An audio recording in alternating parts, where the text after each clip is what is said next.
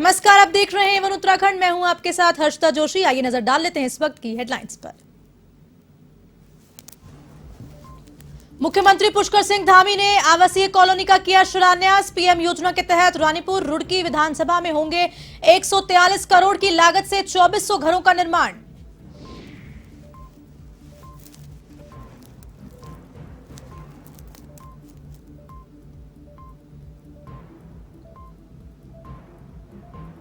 बाजपुर में विश्व हिंदू परिषद की बैठक। पूर्व बीजेपी प्रवक्ता नुपुर शर्मा का किया समर्थन। बाजार बंद करने वाले मुस्लिम व्यापारियों का विरोध।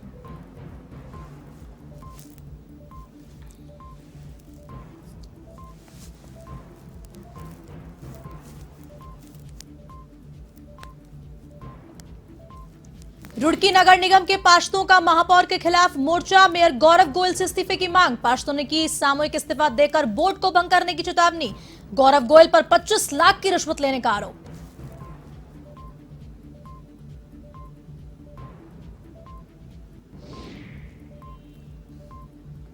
हरिद्वार में 3 दिवसीय किसानों का महाकुंभ। प्रदेश अध्यक्ष कीरत सिंह ने सरकार के नाम सौंपा ज्ञापन। किसानों की समस्याओं के समाधान की मांग।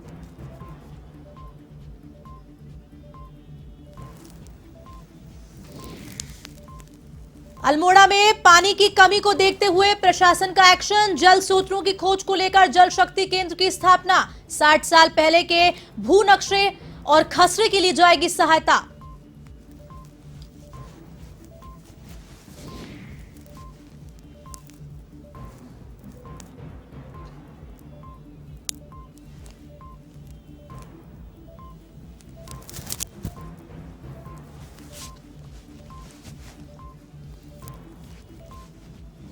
अब खबरें विस्तार से। मुख्यमंत्री पुष्कर सिंह धामी ने हरिद्वार में आवासीय कॉलोनी का शिलान्यास किया।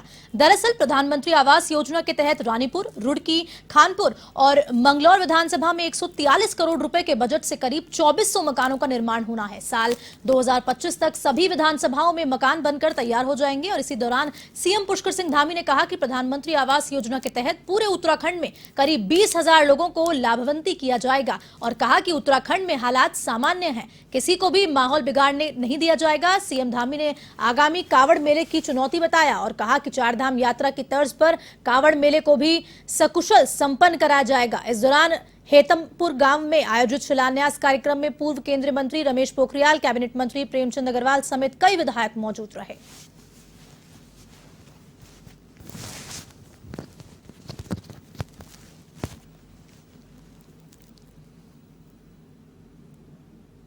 करना शुरू किया।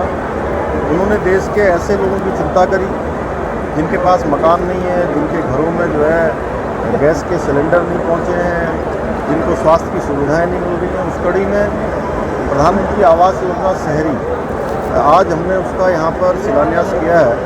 लगभग 2400 से ज़्यादा मकान आज उनके शिलान्यास हुए, जल्दी ही जो है बनकर तैयार हो जाएंगे 3 योजनाओं में। और इस प्रकार की योजना के तहत लगभग पूरे प्रदेश के अंदर अभी अनेकों स्थानों पर। खबर देहरादून से अब, जहां आप पार्टी कार्यालय में एक प्रेस वार्ता आयोजित की गई, जिसमें आपके गढ़वाल मीडिया प्रभारी रविंद्र आनंद और प्रदेश उपाध्यक्ष उमा सिसोदिया मौजूद रहे। इस अवसर पर रविंद्र आनंद ने क्रिकेट एसोसिएशन ऑफ उत्तराखंड में हो रही अनियमितताओं पर एसोसिएशन के सदस्यों पर जमकर निशाना साधा। उन्होंने कहा कि सरकार ने मजदूरों के लिए लगभग न्यूनतम वेतन 800 तय कर रखा है, लेकिन खिलाड़ियों को सिर्फ 100 वेतन ही दिया जा रहा है। वहीं प्रदेश उपाध्यक्ष उमा सिसोदिया ने कहा कि पूर्व अध्यक्ष भी एसोसिएशन की गड़बड़ियों पर 1 दिवसीय धरना दे चुके हैं, लेकिन कोई कड़ी कार्रवाई नहीं की गई।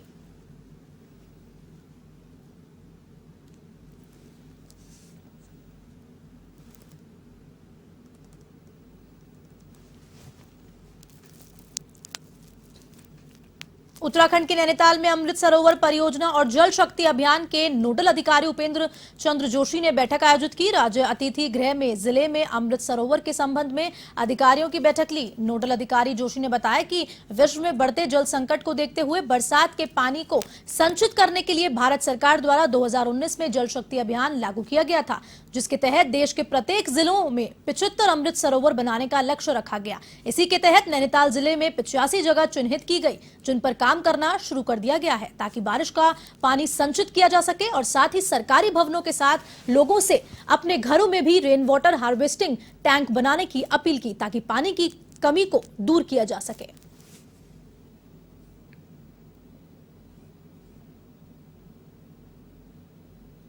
अभियान जो है ये 2019 में भारत सरकार ने शुरू किया था और 2021 से इसको भारत में जितने भी डिस्ट्रिक्ट्स हैं सब जगह इसको लागू किया गया है। इस अभियान का बेसिक जो पर्पस है वो ये है कि हम जो रेन होती है उसको हम रेन वाटर को अपना कंजर्व करें।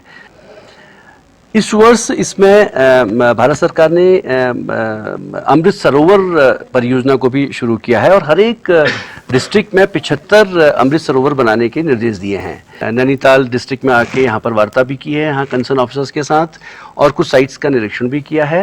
यहाँ पर काम शुरू हो गया है अमृत सरोवर का। करीब 88 लोकेशन को 88 लोकेशंस को इन्होंने आइडेंटिफाई किया है डिस्ट्रिक्ट एडमिनिस्ट्रेशन ने यहाँ पे और जिसमें कुछ साइट्स पे कार्य शुरू भी हो गया है। हरिद्वार में 3 दिवसीय किसान महाकुंभ का आयोजन हो रहा है। इसमें कई प्रदेशों के किसान हिस्सा ले रहे हैं।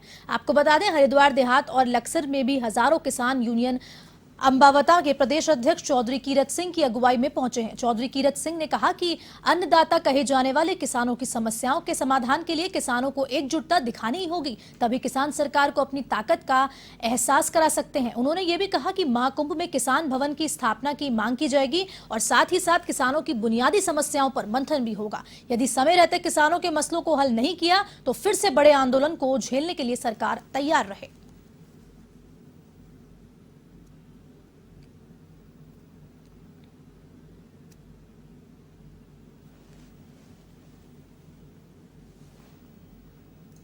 मिनट पहले होना चाहिए, 1 महीना पहले फैक्ट बिजली माफ होनी चाहिए 12 लोग की और जो उसका जो चार्ज वो रीडिंग जो बहुत ज्यादा भाग रही है। किसान भवन को लेकर के क्या तैयारी है?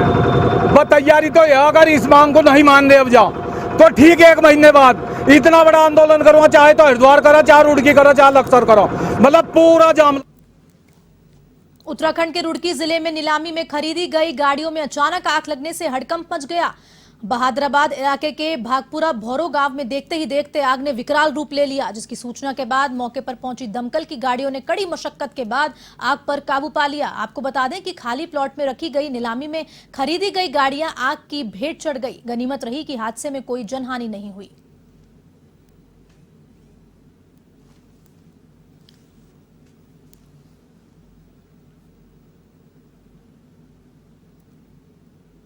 उत्तराखंड के टनकपुर में उत्तराखंड पर्यटन विकास परिषद और IHM देहरादून की ओर से 6 दिवसीय प्रशिक्षण शिविर का आयोजन किया गया। चंपावत के 40 होम स्टे संचालकों के लिए आयोजित इस शिविर में सामान्य तकनीकी और व्यवहारिक प्रशिक्षण किया गया। IHM देहरादून के मास्टर ट्रेनर गौरव त्रिखा और जुबीन रॉय ने होम स्टे संचालकों को सॉफ्ट स्किल, हाउसकीपिंग और मार्केटिंग के बारे में विस्तार से जानकारी दी। साथ ही साथ जिला पर्यटन विकास अधिकारी चंपावत ने राज्य सरकार की रोजगार योजनाओं के साथ दीनदयाल उपाध्याय होम स्टे योजना और वीर चंद्र सिंह गढ़वाली पर्यटन स्वरोजगार योजना के बारे में बताया।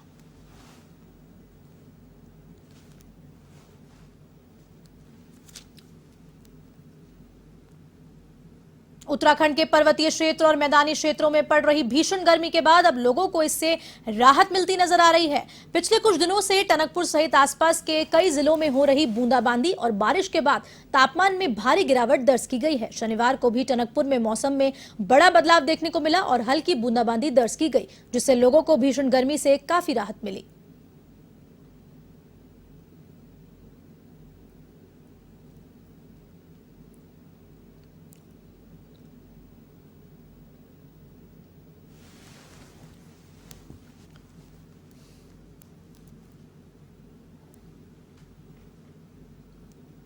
विश्व हिंदू परिषद की केंद्रीय मार्गदर्शक मंडल की बैठक हरिद्वार में आयोजित होने जा रही है। ये बैठक विश्व हिंदू परिषद द्वारा हर वर्ष संतों के मार्गदर्शन में की जाती है। फिलहाल ज्ञानवापी, कुतुब मीनार और ताजमहल पर उठे विवाद के बीच होने वाली इस बैठक को काफी महत्वपूर्ण माना जा रहा है, जिसमें देश भर से 300 से अधिक संत और महात्मा शामिल होंगे।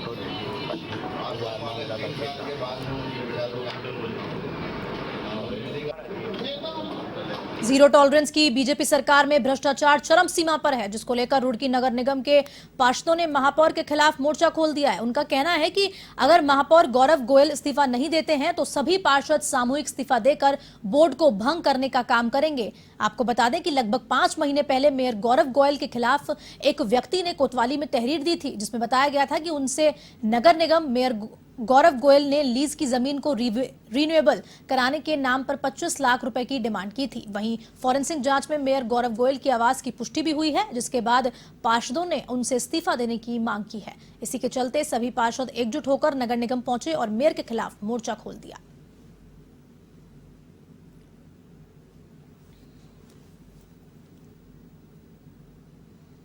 अंडर इन्वेस्टिगेशन है पूरा मामला।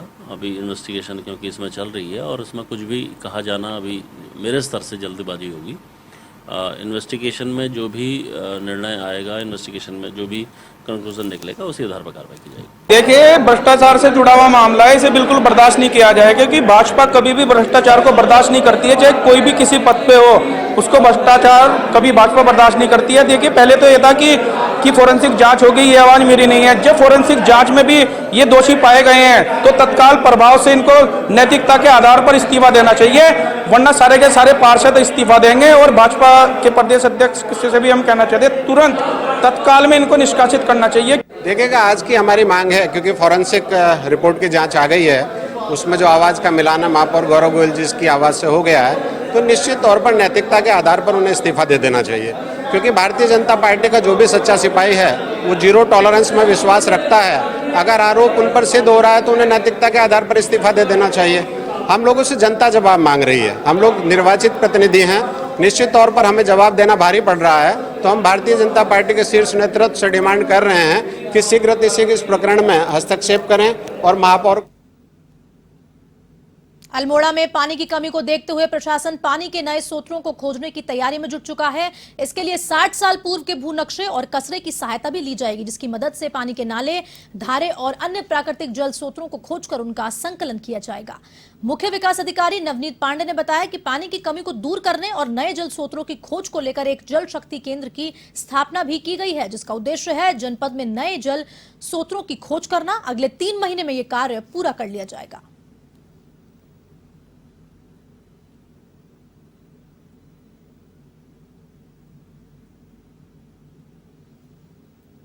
के अंतर्गत जो हमारा जल शक्ति केंद्र बना है, इसका मुख्य उद्देश्य जो है कि जितने भी हमारे पास जनपद स्तर पर उपलब्ध जो पोटेंशियल वाटर सोर्सेज हैं या फ्यूचर वाटर बॉडीज़ हैं, उनका एक संकलन करना है और उसको एक GIS बेस्ड प्लान में उसको लाना है।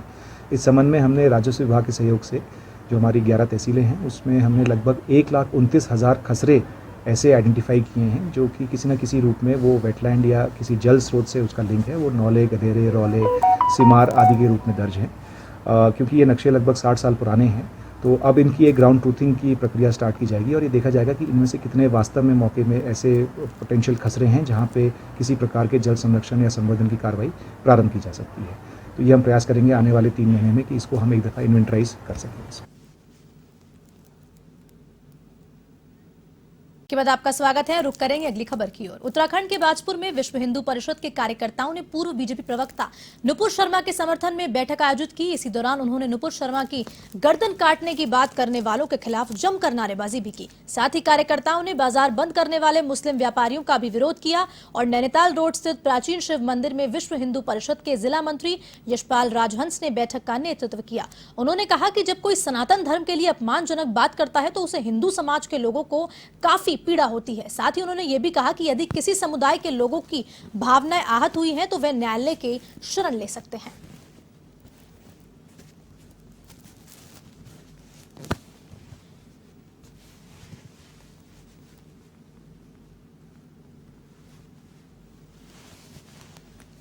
पूरे देश में कोलाहल की स्थिति है। ज्ञान वापी के विषय को लेकर तर्क वितर्क लंबे समय से राष्ट्रीय अंतर्राष्ट्रीय स्तर के चैनलों पर चल रहे हैं अलग अलग पार्टी और अलग अलग धार्मिक और सांस्कृतिक और सामाजिक संगठनों के लोग अपने मत को वहाँ रखते हैं, लेकिन उस समय तनाव में वाद विवाद इतना बढ़ जाता है कि बहुत सारे लोग ये भूल जाते हैं बोल क्या रहे हैं। हमारे भगवान भोलेनाथ के लिए, आराध्य के लिए, आदि अनंत से जिनकी जानकारी वर्तमान समय में है, ग्रंथों में व्याप्त है, ऐसे भगवान भोलेनाथ को, आराध्य को देश विदेश में रहने वाले हिंदू के लिए जो पूजनीय है, जो आराधनीय है, उनको हाशमी ऐसा कहता है कि साहब चौराहे पे रखा हुआ पत्थर है, किस हिंदू का खून नहीं खोलेगा। हम सभी धर्मों का सम्मान करते हैं, अपने धर्म को मान्यता देते हैं, लेकिन कोई हमारे धार्मिक मान बिंदुओं को ठेस पहुंचाएगा तो मन को ठेस पहुंचती है। और ये ठेस तर्क वितर्क करने वाली, अपनी बात को प्रवक्ता के नाते चैनल पर रखने वाली हमारी बहन नुपुर शर्मा जी के माध्यम से कही गई। उन्होंने उनके ही धर्म ग्रंथ में लिखी हुई कुछ बातों को प्रकट किया तो उससे पूरे देश में, पूरी दुनिया में कोलाहल मचा हुआ है। उन्होंने इस बात पर क्षमा भी मांगा और खेद भी प्रकट किया, लेकिन ये लोग छटपटा रहे हैं, इनके मन में कुछ और चीज़ें हैं। जो देश को अपना नहीं मानता, जो देश के भीतर अशांति चाहता है, जो देश के भीतर इस देश की एकता और अखंडता को खंडित करना चाहते हैं, ऐसे लोग जो कौमी इस एकता के गुलदस्ते में कांटे का काम कर रहे हैं। कभी ऐसे इस्लामिक देशों ने कभी आपत्ति नहीं की। जब पाकिस्तान ने जम्मू कश्मीर के भीतर भारतीय सैनिकों को मारा, कभी किसी का कोई प्रतिक्रिया नहीं आई। जब कोरोना संकट में लोग मर रहे थे, कभी किसी का सहयोग के नाते एक भी संदेश नहीं आया। जब इस देश के भीतर परिस्थितियाँ खराब होती हैं और इस देश के भीतर इस देश के नागरिक देश के विरोध में काम करते हैं, पाकिस्तान के जीतने पर, किसी बाहरी देश के जीतने पर झंडा लेकर चलते हैं जो दुश्मन देश का, कभी किसी इस्लामिक देश का कोई संदेश नहीं आता कि आप गलत कर रहे हैं भारत के विरोध में। इनकी मंशा को समझिए। हम इसलिए यहाँ पर आए हैं कि बहन नुपुर शर्मा का जो बयान है वो कानून की पृष्ठभूमि पर कितना दंडात्मक होना चाहिए, इसके लिए कानून तय करेगा क्या कार्रवाई होगी। लेकिन इस प्रकार की जो नारेबाजी हो रही है कि सर तन से जुदा, सर तन से जुदा, और विशेष धार्मिक इमारतें निकलकर हर हफ्ते कहीं पथराव कर देना, कहीं आगजनी कर देना, ये कहीं ना कहीं देश के भीतर एकता और अखंडता को खंडित करने वाले काम कर रहे हैं। इन सबको चिन्हित करके इन खिलाफ कार्रवाई कर देनी चाहिए। और जो भारत बंद का इन्होंने आह्वान किया, जो दुकानों को बंद किया, उनकी अपनी इच्छा है, उनका मन है तो रोज़ भी बंद रखें, लेकिन आप गलत काम के लिए आप आंदोलन का सहारा ले रहे हैं। इस देश के संविधान के अंतर्गत आंदोलन करने की हर किसी को आज़ादी है, लेकिन सर तन से जुदा इस बात के लिए आप आंदोलन ना करें। ठीक है, संविधान के दायरे में रहकर, कानून व्यवस्था के अंतर्गत रहकर आप मांग कर सकते हैं अगर आपके मन को ठेस पहुंची है, लेकिन ये सर तन से जुदा इस प्रकार की नारेबाजी से क्षेत्र का माहौल खराब होता है। हमारे अधिकारी और जांच एजेंसियां इस पर सतर्कता बरत रहे और हमें आशा है कि इस पर नकेल कसी जाएगी। उत्तराखंड सरकार जल्द ही अपने पार्टी कार्यकर्ताओं और विधायकों को नए दायित्वों से नवाज सकती है। आपको बता दें कि मुख्यमंत्री पुष्कर सिंह धामी ने इस बात के संकेत हल्द्वानी में हुई प्रदेश कार्य समिति की बैठक में दिए हैं। मुख्यमंत्री ने सभी पार्टी कार्यकर्ताओं और नेताओं को हिदायत देते हुए कहा कि किसी को भी कहने की जरूरत नहीं है, बल्कि किए गए काम अपने आप सब कुछ बोल देते हैं। उन्होंने ये भी कहा कि किसी को सिफारिश की जरूरत नहीं है। इसके लिए उनकी पार्टी के वरिष्ठ नेताओं से बातचीत हो चुकी है और जल्द ही सरकार इस दिशा में काम करेगी। आपको बताते चलें कि उत्तराखंड में सरकार को बने 2 महीने से ज्यादा का समय बीत चुका है, जिसमें सरकार के पास 100 से ज्यादा दायित्व अभी रिक्त चल रहे हैं और सरकार में भी 3 कैबिनेट मंत्री के पद खाली हैं और इस दिशा में अब सरकार आगे बढ़ सकती है।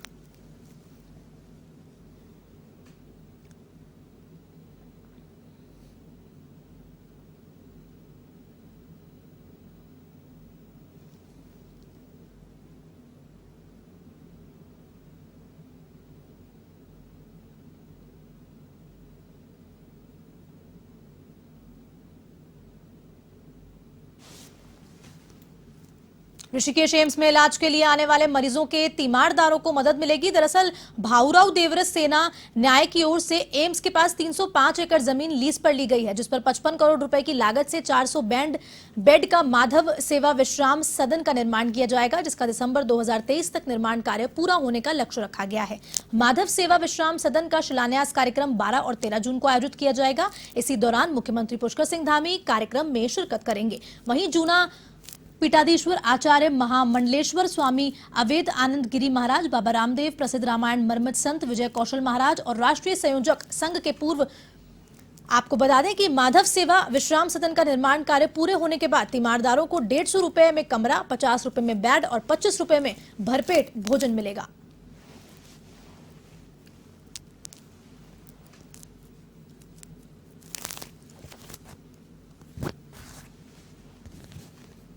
फिलहाल के इस बुलेटिन में इतना ही। आप देश और दुनिया की तमाम खबरों के लिए देखते रहिए